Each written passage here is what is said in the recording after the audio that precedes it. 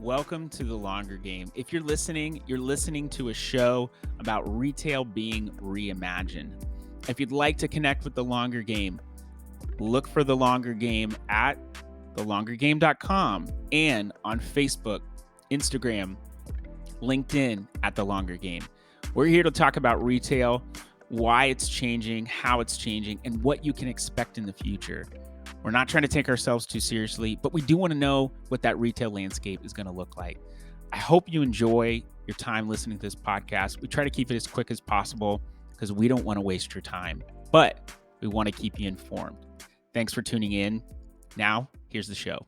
Welcome to The Longer Game, where we talk about retail reimagined. What the heck does that mean? Essentially, we're looking at what's happening in retail today. We know that there have been changes over the past 5 years, a decade or so, but the pandemic has increased some of those changes. And so we're really diving into what does success look like for brands in this day and age. So we're talking about the here and the now, and we're also looking to the future. Today, I have David Downing. Okay. David Downing. Yes, I can do this. Michael, you've got this. He is the CEO and co-founder of Chipmonk Baking, a really awesome baking company that is based out of Houston, Texas. And I'll let him tell you a little bit more about the story. But I personally had these products, and I will vouch for them. They're good. I've got some in a Tupperware container on my counter. I've got the banana chocolate keto bites that are inside of my fridge. Those are a nice little treat to pop in. But tell people hello and just tell them a little bit about yourself, David. Yeah, sure. So I'm David again. I'm co-founder and CEO of Chipmonk Baking. We started in early 2019. I actually started the company with my roommate, Jose Hernandez. Still works alongside me as my business partner. Basically, Jose has type 2 diabetes. And so when we were living together, he was trying to figure out ways to eat sweets without spiking his blood sugar, and ended up creating these low carb, sugar-free cookies, gave them to me. I thought they were delicious. And so we literally started a company around that. And that's what we do. We mostly make cookies. We're kind of a blend of e-commerce, direct to consumer now. We sell on our website, we sell on Amazon, we're on Walmart.com. And then starting this year, we started to kind of get into wholesale more. So you can actually find us on some grocery store shelves, and we're trying to grow both areas as quickly as we can. But it's been a rapid ride so far. We started, like I said, in our apartment, and now we actually have our own commercial bakery. We've got a team of about 9 people helping, fulfillment, baking, marketing, and that's where we're going. I feel like the most authentic way to start a business, seriously, is in an apartment, in a garage, in a basement. I started my e-commerce business almost 12 years ago in a bedroom, and it's all the product that I was selling started flowing out of the bedroom into the hallway. And my wife and I were looking to move, and she became pregnant. And so we're like, okay, we need to find a different house. So we moved into the house I'm in now. And the basement was basement's unfinished. That was my warehouse. So totally relate to that. But interestingly enough, I mean, I sort of relate to it. You're dealing with perishable goods. So, I mean, that's a different story. But Jose is not an overweight gentleman. He is very fit. So him having type 2 diabetes is very rare. I mean, I would think or expect someone that is not dealing with maybe I don't want to say comorbidities, but someone who's dealing with obesity too. That's not usually, we're seeing skinny people as type 1. Right. So you're seeing he was type 2. He never had a weight problem. It was simply the insulin response, correct? Yeah. So, I mean, Jose's always been really into fitness and exercised, but I think he's just was genetically predisposed. Okay. And when you're in your 20s, right, you can get by with eating a horrible diet and still look good. And that's exactly what he was doing. I mean, he was, drinking beer and eating ice cream and birthday cake and all that stuff. And those were the days, man. I miss it. I miss it too. My wife and I talk about it all the time. She's on a low carb diet. That's typically how I've eaten. I've made some adjustments in the past 6 months and I've actually dropped a lot of weight. Just really been tracking stuff more. Yeah. but have been into fitness for a while. And my daughter's eating cheese balls and all this other stuff. And we're like, just enjoy it, kid. It's enjoy it while it lasts. But I think the interesting thing is that there's a lot of low carb products out there. And what a lot of people don't know is that insulin response. It's something I've studied a lot about. And just being a lover of the science behind nutrition, probably one of my favorite books ever is Good Calories, Bad Calories by Gary Taubes. That was very influential in my outlook on nutrition. And he doesn't really say, do this one method. He's saying, here's all the research. You kind of need to make the decision for yourself, which I like. But there are a lot of products out there that are not technically sugar, but they still give your body an insulin response. Why? Right. Why does that insulin response matter? We gotta get Jose on here. I mean, if you're like basically diabetic, your body cannot produce the insulin to control your blood sugar levels. So, like if you're eating things that are spiking either insulin or blood sugar, it can lead to really bad stuff for you if you are diabetic. And then also a lot of diabetics use medication to help to control some of those things. And so if they eat something that causes like an unexpected change in their level of insulin, then it can mess up the dosage that they might be giving themselves. Yep. Which can, could lead to.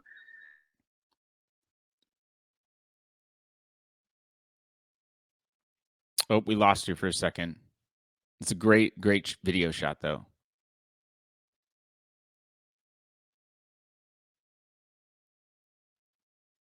We're hanging in there, people. We'll see what happens.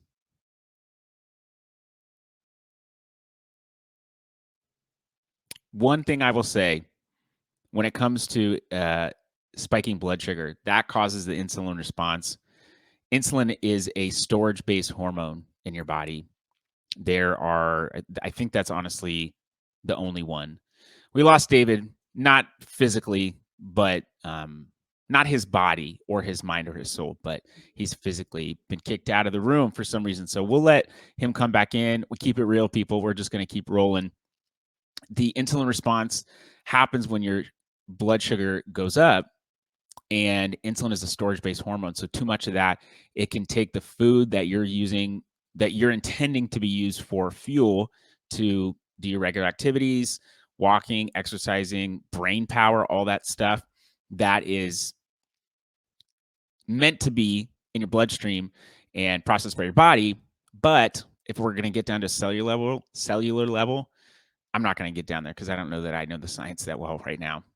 But when your blood sugar goes up too high, you start to store the food, and that can lead to obesity, and obesity can lead to other complications like heart disease, stroke, anything cardiovascular. So it's a big problem for someone like Jose. Hey, you're back. I just was explaining stuff about insulin, so don't even need to worry about it. You're in the kitchen now, so let's talk about your. This is very real, and I actually am enjoying this. You got the red velvet keto bites behind you. Yeah. This is what the life of an entrepreneur and CPG CEO co-founder looks like, people. This is the real deal. I'm sitting in my home, and David's out doing the real work. So tell people, you're multi-channel commerce, meaning you're on many different channels. You're on Amazon. That's how we originally connected. You're on Walmart.com, but you're also on your own e-commerce site, and you're now getting into stores. Are the stores you're getting into more regional to Houston, or are some of them national? What does that look like? It's really all over the country. It has more to do with the type of store and the size. So most of our distribution is to independent specialty food stores. Okay. These are stores that are typically like 1 to 3 store chains, like where you pick up the phone, you call the Google Maps number, and there's a high chance like the actual owner is going to pick up and talk to you, right? Okay. Which for us, like when you're a small food business, that's kind of where you have to start, because you can't go through big distributors, and you literally have to just build these relationships one store at a time. You call them, you talk to them, send them some samples if they're interested. Hopefully they love it when they taste it, and then they order that first case. And then you just build a longer term relationship where they become a repeat customer. And that's really how we've built our wholesale business from the start, just one store at a time. And then over time, as you get more volume and you start to build deeper connections in the world of like brokers and distributors, and you start kind of banging on the doors of bigger chains, then you hopefully start seeing some wins there too, which is that happened with us a few months ago. We got into Central Market, which is like a chain of 10 stores here in Texas, where we actually work with a distributor. And now all of a sudden, instead of maybe like 1 or 2 cases for a purchase order, we're seeing, like a pallet, 2 pallets, $10,000, $20,000 at the time. And that's like where you really see growth start to accelerate. It's very grassroots. I mean, you're really doing relationship-based selling. You're talking to the owners. And I think honestly, the benefit of that is you're getting buy-in from someone who has influence regionally, and you're building an audience there locally so that when something does get into maybe one of the bigger stores, there's already kind of a built-in audience. People are going to know about you. There's going to be word of mouth there.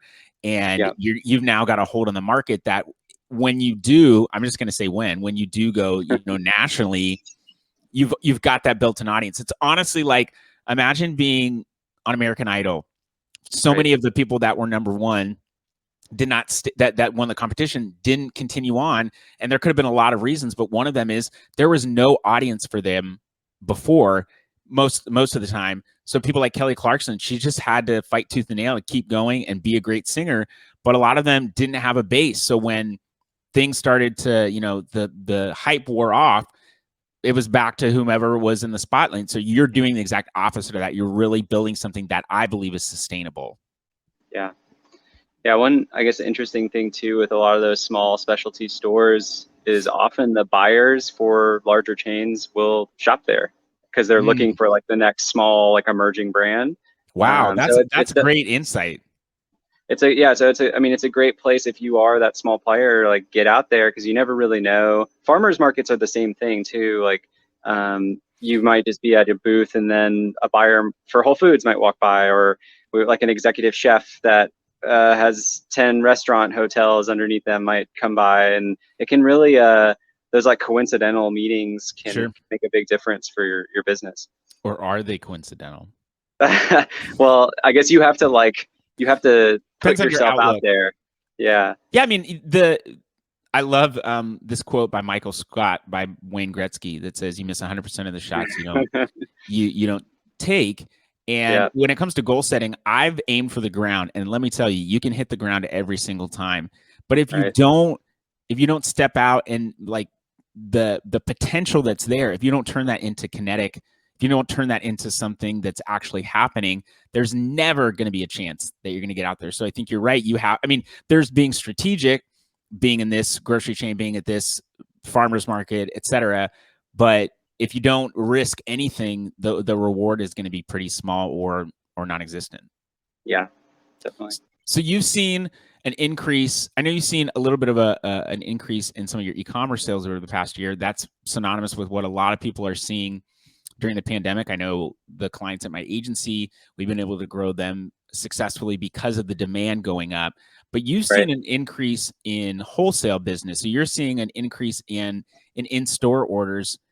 What would you attribute that to, besides you're going out and selling and you're doing the work and you're a newer company? So you're really, I would say, quote unquote, pounding the pavement. You're getting out there and you're making the sales calls that you need to, but what does that look like? And maybe what's the environment in wholesale right now because of one, the initial wave of the pandemic, and now some of the Delta and Mu variants and other things, the second rise. Talk about what that environment looks like, because I think that's very different than some of the experiences I've heard other people having. Right. I guess the main caveat here is our base for wholesale revenue is effectively zero at the start of the year. So, anything on a small base, any growth on a small base always looks great. So I would say the main driver of our revenue growth is just the expansion of number of doors or like distribution that we're at, just new accounts. And then I think tentativeness by the owners to purchase a new or invest in a new product. Yeah, I mean, there always is, especially, like in more competitive categories like cookies. But Okay. I think usually, um, you know, you if you believe in your products like taste and the quality, I think that obviously is a huge help. I think another like interesting tactic that we've been seeing success in is there sure like keto is everywhere, right? Like it's a Yeah. trend that's widely adopted, but there are parts of the country where it is much newer or harder to find good keto products than say like New York or Sure. California. And we've actually seen some great success in like middle America, places like Iowa, Because Missouri, Illinois. And I mean you're they the have, first to market there. yeah, but there's people, looking for the product. There's grocery stores there, and so we just call them and ask, "Do you have a product like this?" And if they don't, it's usually a quick win for us, and then it's a Okay. great way to build up kind of a loyal following. The same thing applies to like smaller communities. So you don't have to be in Los Angeles, right? Like I would say in some places or some ways, a city that's maybe like 5, 10,000 people, it can be so valuable for an emerging brand because you can come in and be like the dominant keto brand or cookie brand there, and that you can actually become well known among the community versus in a big city, you're just going to be one of like a million other brands. Have you And ever same, read the book same. Purple Cow by Seth Godin? I haven't read it, but yeah, I've heard You're of explaining it. it exactly. It's essentially people talk about specializing, and of course, if you look at certain people in specialties, they make more money. It's not necessarily the case with a founder Right. or a new company. I'm sure you can attest to that. But what he says is be a big fish in a small pond. Don't Hmm. just be another fish in a huge pond. For instance, there are a ton of Amazon agencies that are helping people out in Seattle. Go Right. figure where Amazon is based. But here in Cincinnati, there are some here, but there's a lot less people out in the Midwest. Yeah. So we're able to stand out more. So being that purple cow means once you see one cow and you're driving for 3 hours and you're like, oh, I see a cow. Okay, wow, I haven't seen anything. It's been nothing. And then you see Right. another cow, and then you see a group of cows, and in a couple minutes you're like, great cows, and they just blend in. You see a Right. purple cow amongst those brown cows. I mean, we're assuming they're brown. They could be black, white, whatever the case might be. But you see that Yeah. purple cow that now sticks out. That's what brands and anybody who wants to, I think, be effective as a company and not just make revenue but be impactful, you have to be that purple cow.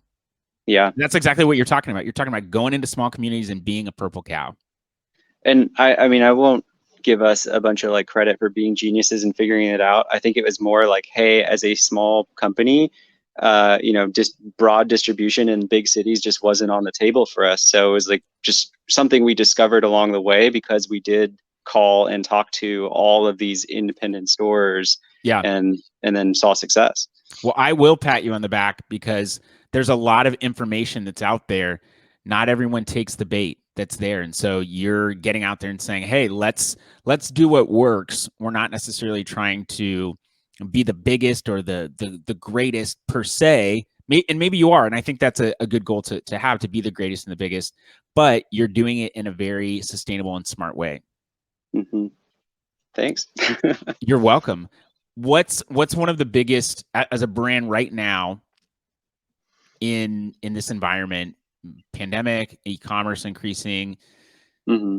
lots of capital in going into CPG companies, bigger CPG companies starting to launch smaller brands and then kind of suck them up. What's the vibe like for you as a brand owner?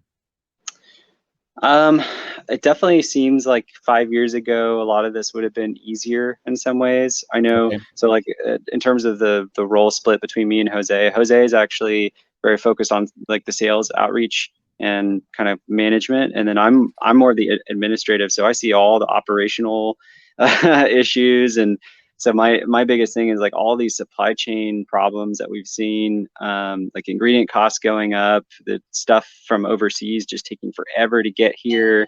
It makes it nearly impossible to plan, especially if you're growing at like 50% plus year over year. What ingredient Um, has gone up the most for you? our sweetener allulose, yeah, Okay. which is again, it's just like a really rare. It's kind of a really Sure. rare ingredient. And that not only has it gone up probably like 2x in price, but we had a period of time earlier in the year where we just couldn't even get it.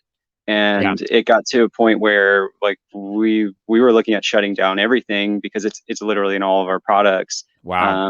And we ended up discovering like there's a syrup version of allulose, which is just literally water and allulose. We use water in our cookies already, and then we use Ah, crystalline allulose. So we figured out like what ratio to use the syrup at to get the same product. And the syrup was available, the crystalline wasn't, and we survived. that's ingenuity, man. That's what being an entrepreneur is about, and that's what I think brands these days, because there's so many shelf spaces, there's so many opportunities for you to get out there, but you have to make smart decisions. So being resourceful like that is, I mean, that's kept your doors open. That's kept all those boxes piling up behind you. Yeah.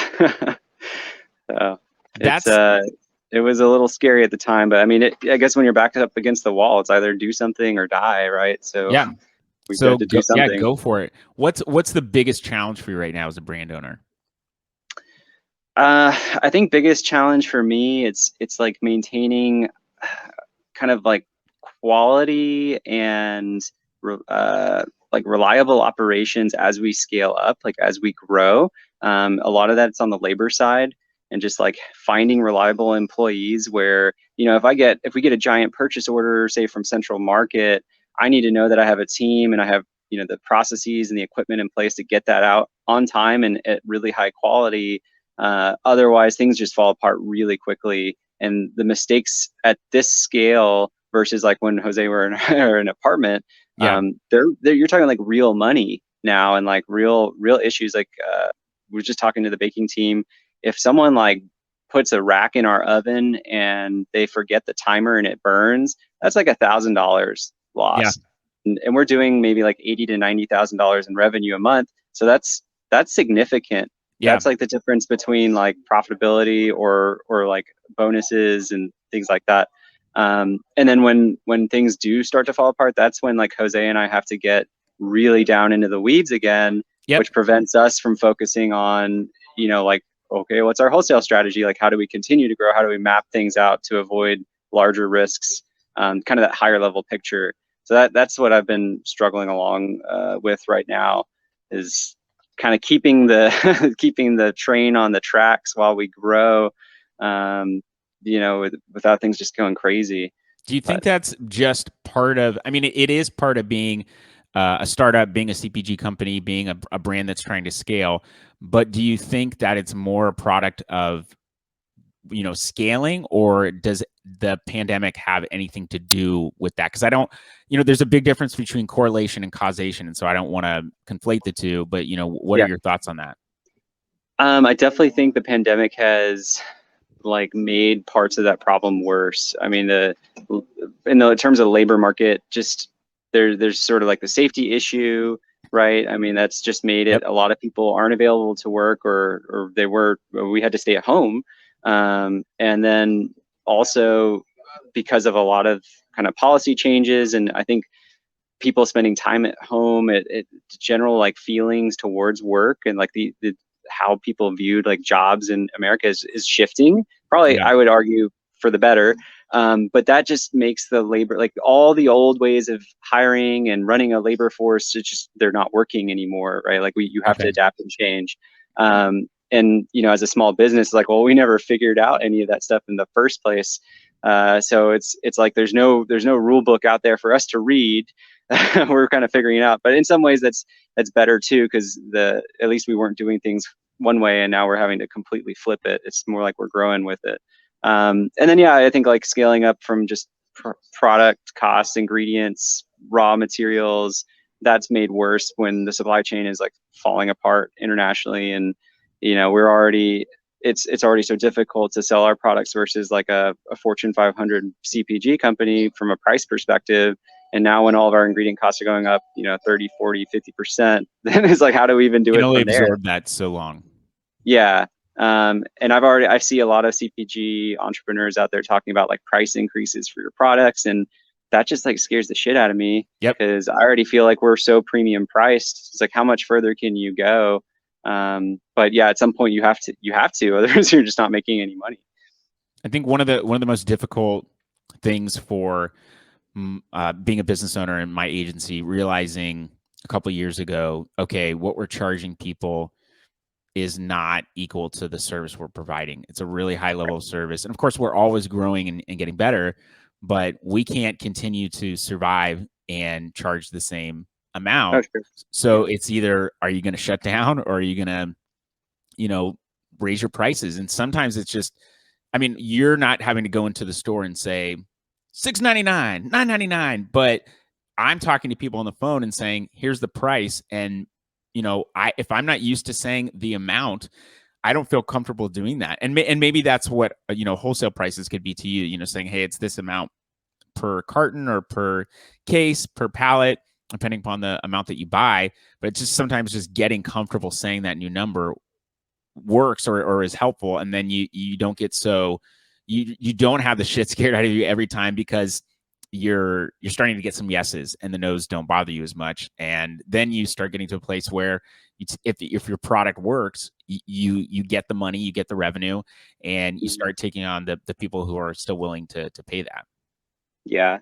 I mean, I guess the other side of it too is it just adds a lot more pressure to kind of like accelerate the lowering any way we can be like more efficient, or like any way we can lower our unit costs.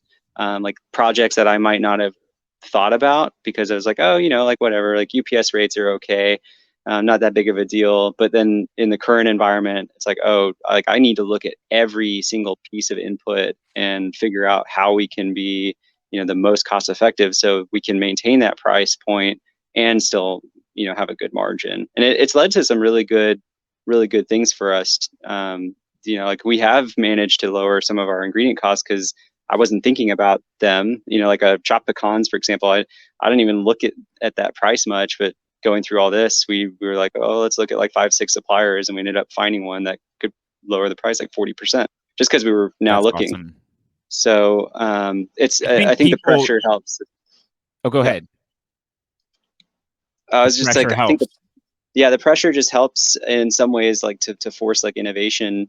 Because like when things are working for you, sometimes you can rest on your laurels and just kind of chug along. It's like, oh yeah, like the unit economics are working great, there's no need to try to find a new supplier. But when you're pushed into that environment that we're in now, it's just forcing you to kind of think more creatively. And at the end of the day, it's just better, it's what we should have been doing anyways. So being nimble is one of the keys to, and maybe the main key to being successful right now as a brand. It's rolling with the punches and the changes. Would you say that that's fair to say? Yeah, absolutely. And sometimes, like when I look at where we are, we're such a small company. This is the ideal size to be during a like time of unrest like this. Yeah, Because if we were a $1 billion company, there's no way we could move quickly enough to kind of deal with the new realities that we're facing. Versus now, those like harsh realities are actually they're forming our foundation as we grow into that larger company, and dude, that you're just speaking my means our language foundation right is now. going to be so stronger, so much stronger. Yeah. Absolutely. I truly believe it is not in spite of the difficulties in your life that you become successful, but it is because of those things. And the reason it's because is that you are now forced to change your perspective and what you're viewing, and like you said, analyze every single aspect. What's working, what isn't working, or can we be better at doing this one thing? And I think it's almost a forced pursuit of excellence in a way, but Yeah. you're being adaptable, and you're saying, what can we do to be better? And I think you're absolutely right. A smaller company may just not have the momentum to keep going. But $1 billion company, they've got shareholders, likely they're public. Yeah. They might have to make a layoff that is, detrimental to a lot of people, or make a tough decision like that because of, what a board wants, or whatever the case might be. But you've got, I think I love your perspective. You're like, we're in the best possible position we could be right now, and these problems are making us better. And I couldn't agree more. And I think we should just end it there. I think you crushed this. And I would like to know, if people want to find you, where can they find you? Are they going to be looking, behind a food processor? Are they going to be looking in the trunk of a car? Hopefully not a trunk, maybe the front seat. But where can people find you and Chipmonk if they're wanting to, Chipmonk Baking, if they're wanting to get a hold of you? Yeah, the best place is our website. So www.chipmonkbaking.com, and that's spelled MONK, like a Buddhist monk. We're also on Amazon. If you just give a quick search for like Chipmunk cookies or Chipmunk bites, we'll show up. Walmart.com. And then if you do go to our website, we have a store locator page on there too, so you can see all the like physical retail locations. If you're in Texas, Central Market's kind of the biggest chain to find us. And yeah, if anyone wants to reach out, we do have a contact form on my website that goes straight to me. We'd love to hear feedback, comments, thoughts on any of this. Straight to the boss. I bought your products and I've even given you feedback on them, and you've been receptive to that, which I think is cool. I will also say this: sign up for their email list, sign up for text alerts. A lot of cool things come out through that. And email marketing and SMS is something that's working really well for brands in general. So if you want to be supportive of a brand, sign up to get those notifications and engage with them when they come out. Absolutely. Yeah. David, thanks so much for being on the show. Guys, and girls, this is all about retail and the changing and shifting landscape. So if you're a brand right now, you have to be nimble, whether you're a big or a small brand. If you're a big brand and you've ignored Amazon for a long time, $10 million in your top line revenue might not seem like a bunch, but when it's now a branding play, that's a big deal. Smaller brands, if you're hesitant to get into brick and mortar stores right now, maybe it's something you need to pursue. Go for it and just give it a whirl. This is the longer game, and now this is the end of the show. Goodbye. Thank you for listening to The Longer Game. We genuinely appreciate your time. And if you want to connect with us, please reach out to thelongergame.com. You can fill out a contact request form there. You can also find us on majority of the social media platforms, except for Twitter. That's the only one that we're not really on. This show is brought to you by my agency, Cartology. We're helping brands accelerate growth and become profitable on Amazon. If you'd like to know more, go to thinkcartology.com, fill out a contact form, and we'll get on the phone. That's what it's all about, connecting with you and building a relationship. This show is also brought to you by Arch DevOps. They're the ones that are helping make all the logistics of this podcast happen. We are so thankful for them. If you want to get your podcast up and running and you want to automate as many things as possible, go to archdevops.com. That's ARCHDEVOPS.com. and reach out to them. They can be super, super helpful. Thanks for tuning in. I hope you have a great rest of your day and be blessed.